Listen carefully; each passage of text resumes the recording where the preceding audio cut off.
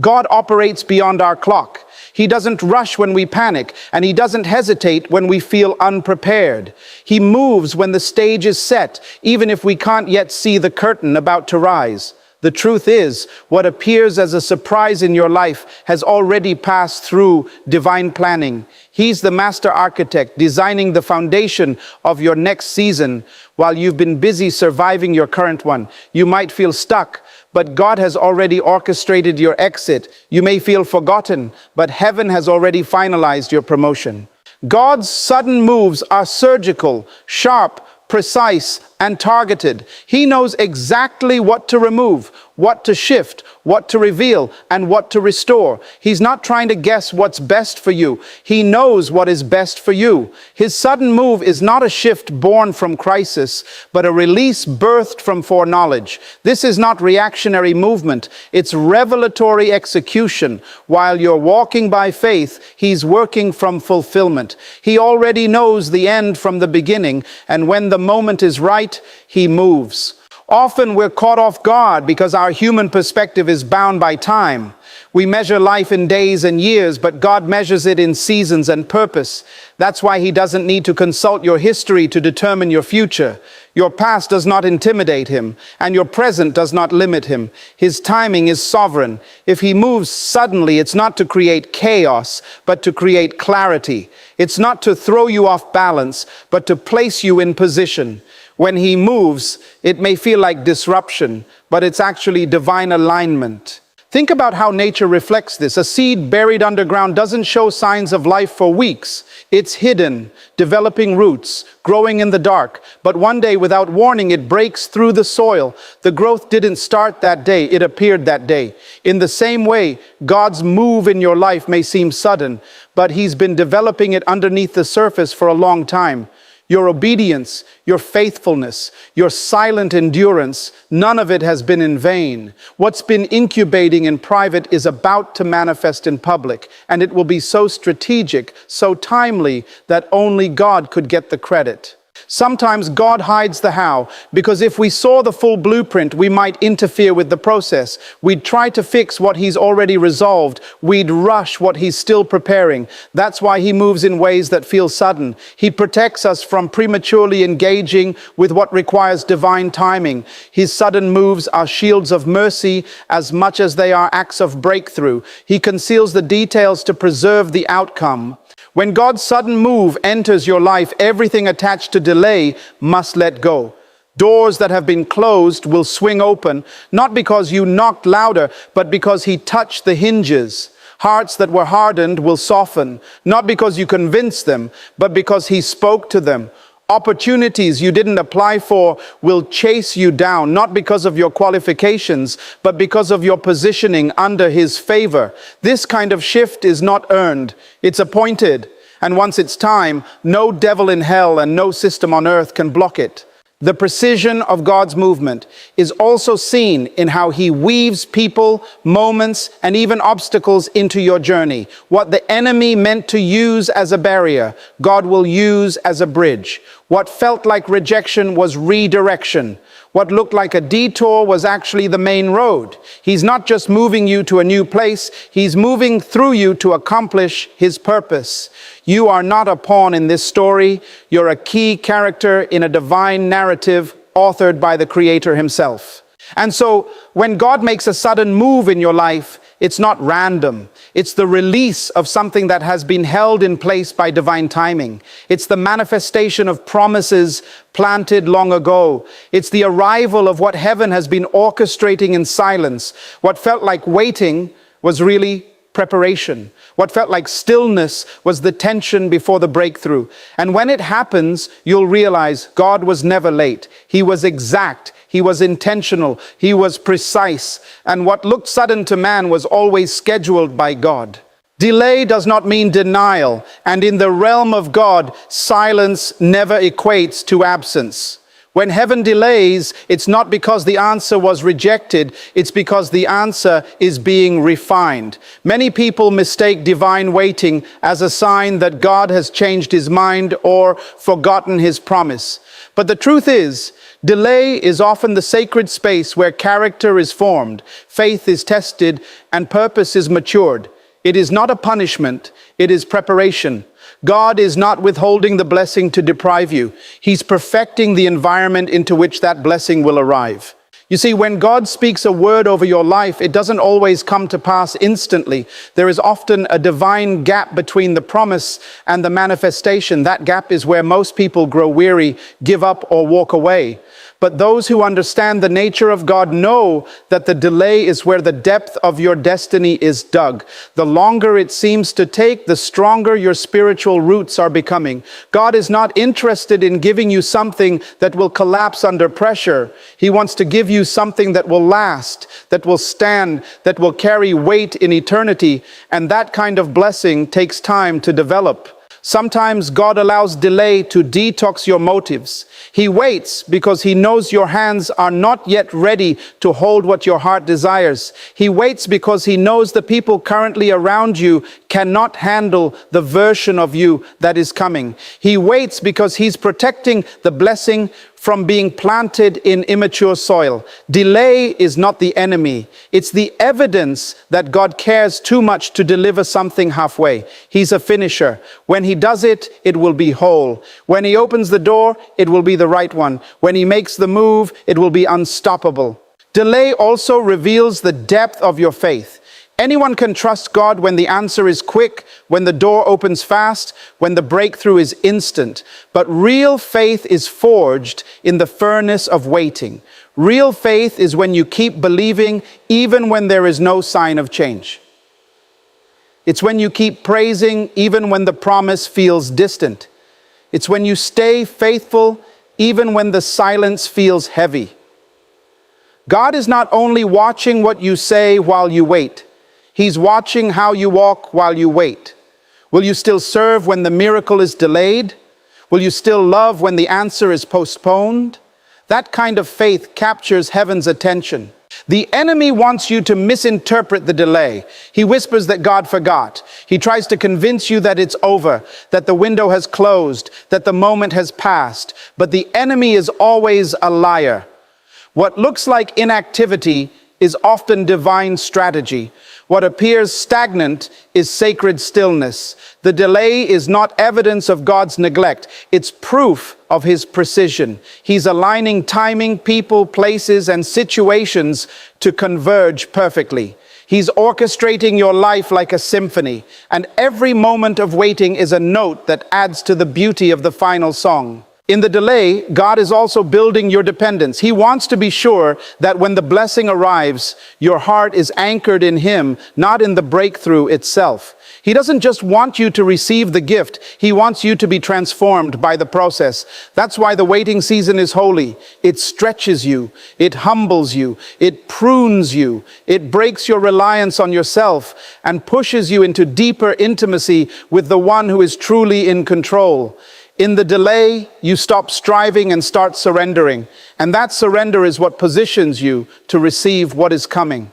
God is not in a rush, but he is always on time. He knows the exact moment when your preparation will meet your promise. And when that moment comes, everything that felt stuck will suddenly start to shift.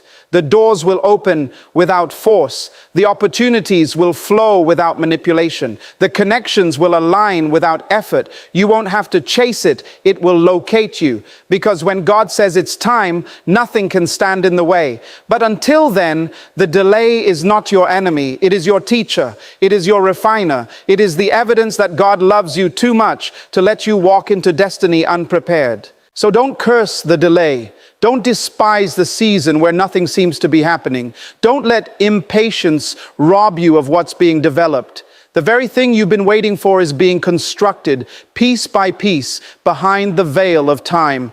And when it finally appears, it will be clear that the delay was not denial, it was divine design.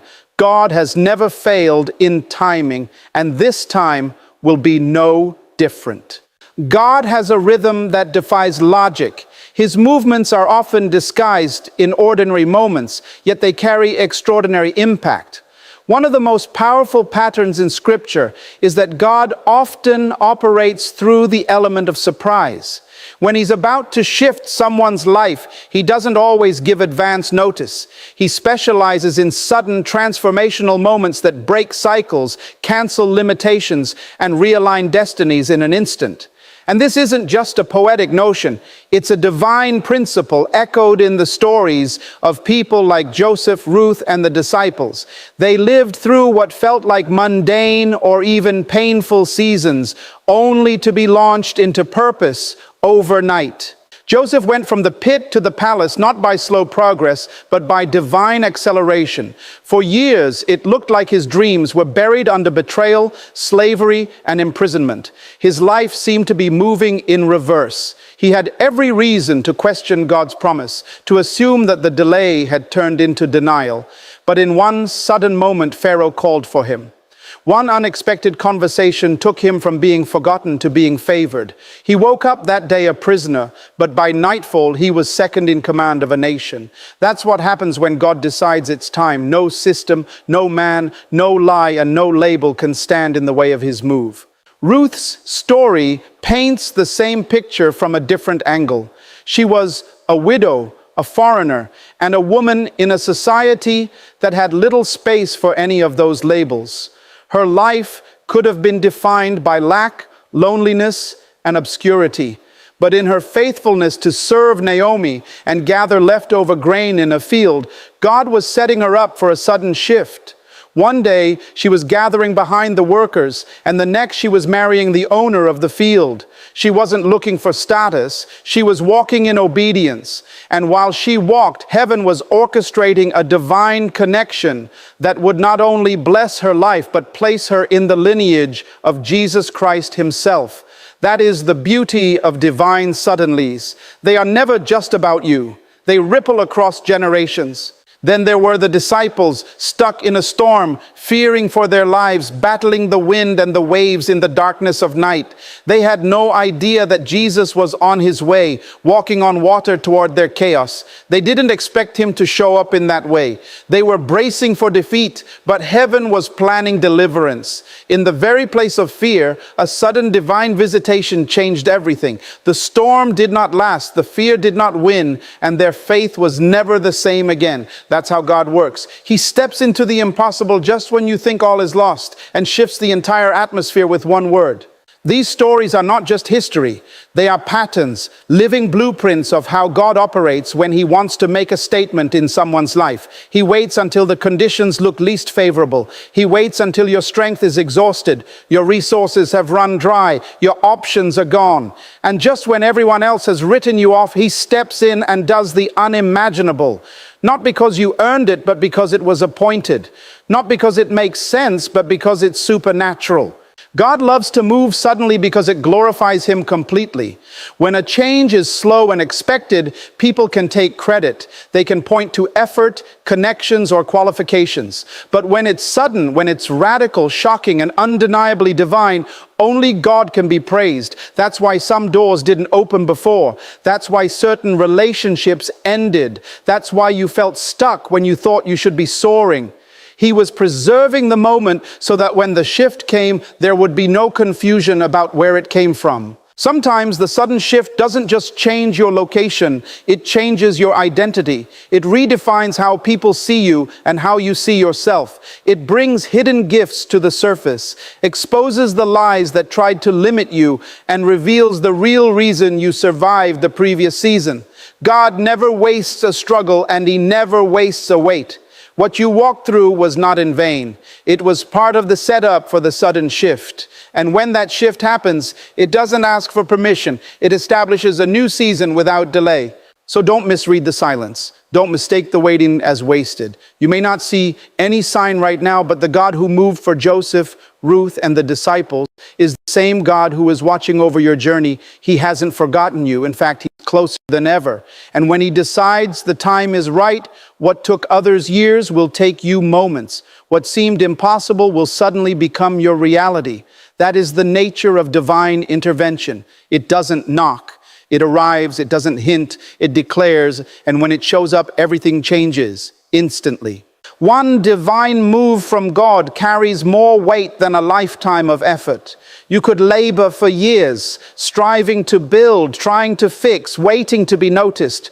But when God decides to move, everything can change in a moment.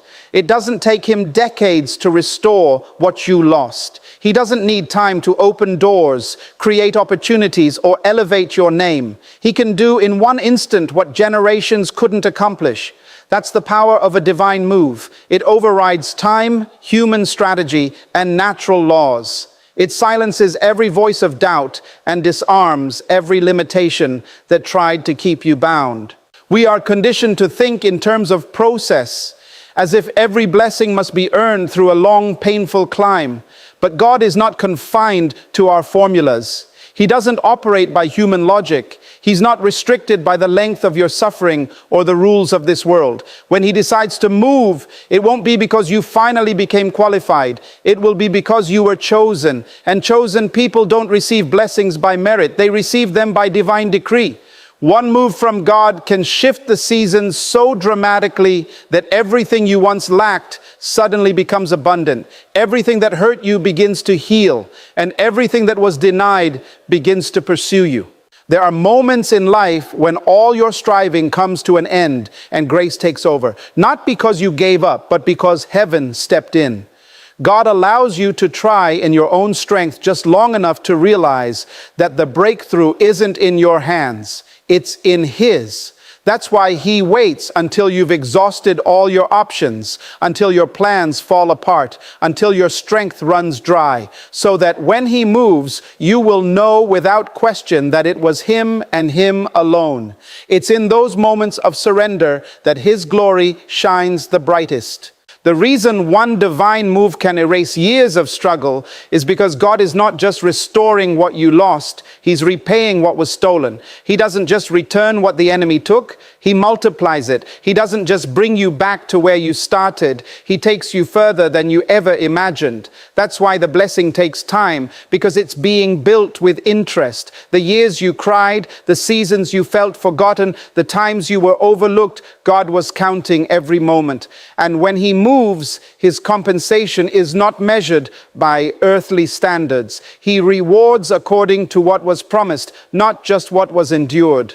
There are people who will look at your life after God's sudden move and be confused. They'll wonder how you rose so fast, how doors opened so quickly, how things turned around so drastically. They won't know the depth of the struggle, the pain of the process, the weight of the waiting. They'll only see the outcome and they'll assume it was luck or timing or connection. But you'll know the truth. It was the hand of God. It was grace, unexplainable favor, divine orchestration beyond human reasoning. What one divine move does is it not only shifts your circumstances, it resets the entire narrative of your life. It changes the lens through which people view you. It redefines your identity, upgrades your influence, and magnifies your purpose. Suddenly, you're not the person who was left out. You're the one chosen. You're not the rejected. You're the redeemed. You're not the one who failed. You're the one who overcame. One move from God has the power to realign your destiny and place you in rooms your background said you'd never enter. There's something powerful about knowing that your struggle wasn't wasted. That every night you cried, every moment you kept going when it didn't make sense, every act of obedience you followed through on, it was all seen by God. And when he moves, he doesn't just move to reward you. He moves to restore honor to your name. He moves to silence the voices that mocked you. He moves to show that his word over your life was true all along, even when the evidence said otherwise. Sometimes we think God's blessings will be gradual, but often they come like a flood. One move can open doors, heal relationships, bring divine connections, unlock gifts, and release answers you've been praying for. And when that happens, you'll realize why it took so long, because the blessing had to be this big. It had to come in such a way that no one else could take credit. It had to be overwhelming to make up for everything that tried to destroy you. So hold on, because you are one divine move away from everything changing. One touch from God can reverse every verdict spoken against you. One whisper from heaven can shift the winds in your favor. One act of divine intervention can lift you out of the valley and place you on the mountain. And when it happens, you'll look back and understand that what felt like years of silence was actually the preparation for a moment of power. What took time to break you, God will replace in an instant. Because when He moves, He doesn't need help. He just needs the moment. Everything that has been shaking in your life is not happening by accident. The disruptions, the delays, the detours, and the disappointments, they all carry meaning beyond what your natural eyes can see. When things begin to shake, when foundations you once relied on start to crumble, it's often a sign that heaven is rearranging something deep within your story. God does not allow shaking to destroy you. He allows it to awaken you. The shaking is not punishment, it's preparation. It's an indication that something greater is on its way, and what no longer serves your purpose must be removed to make room for it. We often resist the shaking because it feels uncomfortable. It challenges what we've known, unsettles what we've built, and breaks our dependency on what we assumed was stable. But God is not interested in temporary comfort. He's after lasting transformation. When He begins to shake your life, He's loosening the grip of what has kept you bound, shifting you out of routines that have become cages, and separating you from people, habits, and environments that cannot travel with you into the next level. The shaking comes first, not to break you down, but to break you free. God's divine shakeups are spiritual earthquakes designed to collapse everything that was built on fear, pride, self-sufficiency, and insecurity. Because what you're about to carry, where you're about to go, and what you're about to walk into requires a new structure. You can't put a new calling on an old foundation. You can't hold a fresh anointing with old thinking. So when everything seems like it's falling apart, it could actually be falling into place. The people who left, the opportunities that dried up, the doors that didn't open, it's all part of the cleansing. And God will shake what you think you need until you realize He is all you need. The shaking comes to wake you up. Sometimes we get too comfortable in situations that limit us. We settle into environments that look peaceful on the outside, but are spiritually paralyzing on the inside. God loves us too much to let us stay stuck in smallness. So He begins to disturb the calm. He removes the false sense of security and starts shaking what you leaned on, so you'll shift your weight back to Him. He'll rattle your plans to protect His purpose. He'll unsettle your comfort to activate your calling. It's not cruelty, it's divine care, because the longer you stay rooted in what's familiar, the more you delay what's been destined.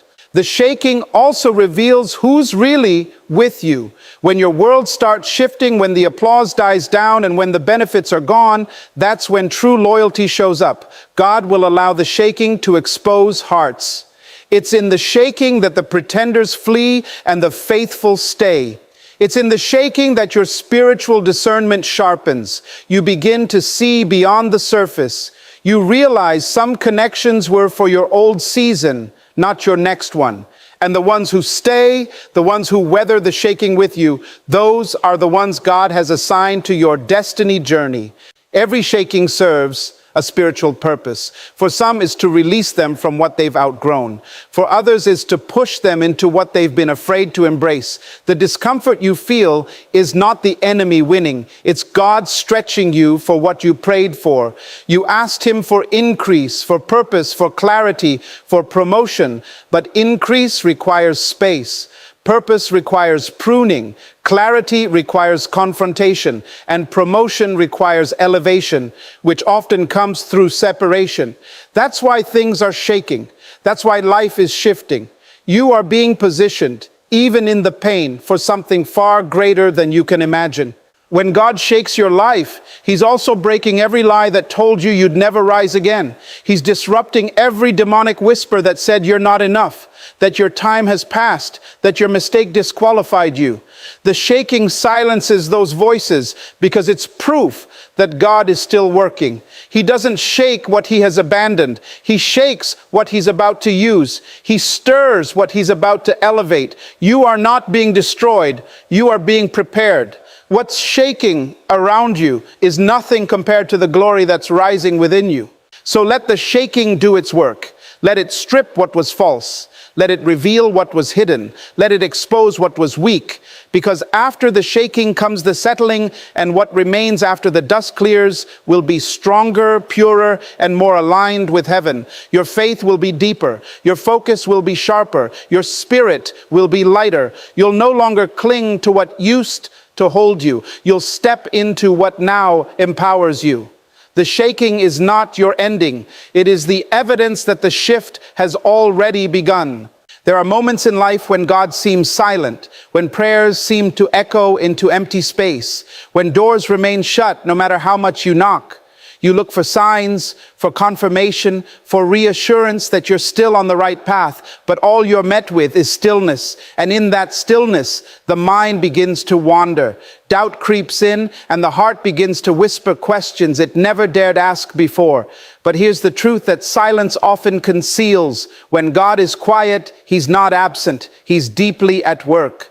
Heaven's silence is never without purpose. When God is not speaking, He's usually building. You may not hear His voice, but His hand is moving. You may not feel His presence in the way you once did, but He's closer than ever. In fact, it's in the silence that some of the most profound shifts take place. God doesn't need to explain Himself to accomplish His plan. He doesn't need to give you a daily update for progress to be unfolding. Silence is often His sanctuary of preparation, a holy pause before a powerful release. Think of a seed planted in the soil. Once it's buried, everything goes dark. There is no sign of movement above the ground. But within the soil, transformation begins. Roots stretch downward, the shell breaks open, and life begins to form where no eye can see.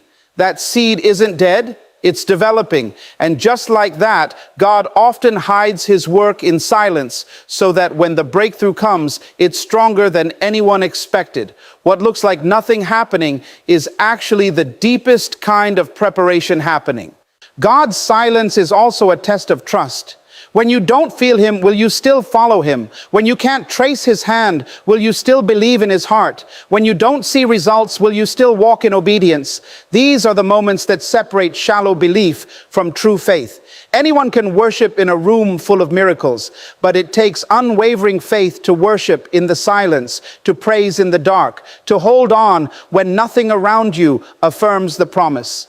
The silence is where loyalty is proven. It's where character is forged. It's where spiritual maturity is born. And while it may feel like God is withholding something from you, the truth is that He's actually protecting something for you. Some blessings are too big to be rushed. Some answers are too sacred to be shared prematurely.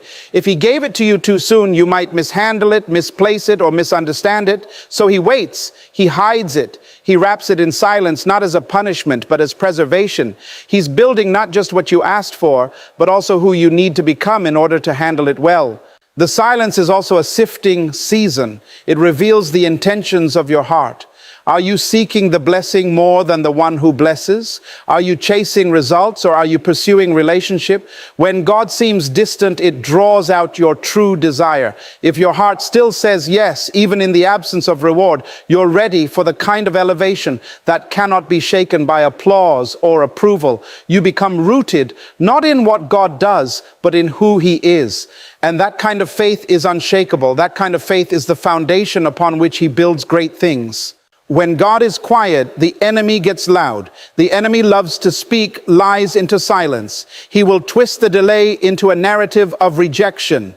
He will try to convince you that the silence means abandonment. But you must learn to discern the difference between God's voice and the enemy's noise. Just because heaven is still doesn't mean hell is winning. In fact, it usually means hell is trembling because it senses what's coming next. The enemy always attacks most violently before God's greatest moves. So if you're in a silent season, don't assume it's because you're off course. It could be the very opposite. You're so close to the shift that heaven is holding its breath, waiting to unveil what's been growing in the dark.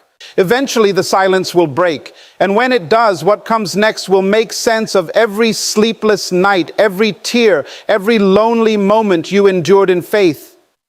You will realize that God wasn't ignoring you. He was investing in you. He wasn't punishing you. He was preparing you. His silence was never a void. It was the sacred space where glory was being cultivated. He doesn't stay silent forever, but when he finally speaks, it shifts everything. It realigns the atmosphere. It restores what was lost. It reveals what was hidden, and it releases what was delayed. So if you're walking through that silent place now, don't run from it. Lean into it. Trust that what you can't see is more real than what you can. The silence isn't the end of your story. It's the pause before the promise. It's the quiet before the crescendo. It's the moment where God's greatest work takes root before the world ever sees the fruit. And when the time is right, the silence will turn into a sound of fulfillment, of answered prayers, of divine arrival. And you'll know it wasn't that God wasn't speaking. It was that he was building something worth waiting for. There's something profoundly powerful about the way God chooses to move in your life, not in isolation, but in full view of those who once overlooked you, doubted you, or even worked against you. When God decides it's time to elevate you, he doesn't do it in the shadows. He prepares a table for you in the presence of those who said you'd never make it. He doesn't just bless you quietly, he blesses you publicly. That kind of divine move isn't about revenge. It's about recognition. It's not about proving people wrong. It's about proving that he was always right about you. God is intentional about the setting of your breakthrough. He knows the rooms where you were once dismissed. He knows the circles that called you unqualified, the voices that said you didn't have what it takes, the systems that blocked your access. And instead of removing you from the memory of those spaces, he plants you right in the middle of them and blesses you there. Because when God moves, he not only lifts you, he rewrites the entire narrative that tried to define you. He turns your life into a message that can't be silenced, a testimony that can't be denied. What's amazing is that he does it without your striving. You don't have to force your way in. You don't have to prove yourself to people who never saw you. When God moves, it's not your name on your resume that gets noticed. It's his favor on your life. His blessing becomes undeniable. The same people who ignored you are suddenly inspired by you. The ones who shut the door on you have to watch as new doors swing open without effort. And in that moment, it becomes clear to everyone around that what is happening in your life isn't man-made. It's divinely orchestrated. Sometimes God will allow you to remain hidden on purpose, not because you're not ready, but because they're not ready to see what you carry. He'll keep you in a place of obscurity until the appointed time. But once that moment arrives, once heaven releases the word, nothing and no one can delay it. And when he brings you out, he does it in such a way that even your enemies become witnesses to his faithfulness. The platform he gives you becomes the evidence of your process. It becomes the stage for his glory, not your ego. It's important to understand that this public blessing is not just for applause, it's for impact. When God elevates you, it's because he wants to use your story to shift atmospheres, to change lives, to ignite faith in others. There are people who need to see how you overcame, how you rose, how you stayed faithful when it made no sense to do so. Your journey becomes a living letter of hope to someone else walking through a valley. So when he blesses you in front of others, it's not to boast, it's to inspire, it's to reflect his goodness in a way that can't be ignored. And let's be honest, there's something healing about being blessed in the same space where you were once broken. There's something redemptive about receiving honor in the same environment where you were once shamed. God is a redeemer, not just of people, but of places. He restores more than just your position. He restores your dignity, your voice, your identity. And he does it in full view so that the story can't be twisted. So that even those who hurt you have to admit, God did this. You don't have to seek validation from people when you walk with God. His favor brings a kind of visibility that doesn't come from marketing, networking, or self-promotion. It comes from divine timing. And when He brings you into that moment, everything aligns. You don't have to explain yourself. You don't have to justify your elevation. The fruit of what He's done will speak louder than any rumor, any lie, or any misunderstanding ever could. The favor will be evident. The transformation will be undeniable. That's why you had to endure the quiet seasons. That's why you had to walk through the fire. That's why you were tested in private, because when the shift comes, God doesn't just want to bless you. He wants to establish you. He wants to make it clear that you didn't arrive by chance. You were shaped for this, molded for this, processed and pruned for this. And now the stage is set for the unveiling of His work in you. When God blesses you in front of everyone, He's not just doing it for your benefit. He's doing it to show that He still raises the humble, still rewards the faithful, and still keeps His promises. He's doing it to demonstrate that obedience is never wasted, and that even when people forget your name, heaven never does. And so, when that moment comes, and it will come, stand tall, not in pride, but in gratitude, because you'll know the truth. You didn't make it by power or might, but by the Spirit of the living God, who chose to turn your life into a sign of what only He can do. There comes a point in your journey where you must stop expecting ordinary. You must release the idea that God's next move in your life will be predictable, familiar, or explainable. Because the truth is, what God is about to do in you, through you, and for you will not fit inside the box of your previous experiences.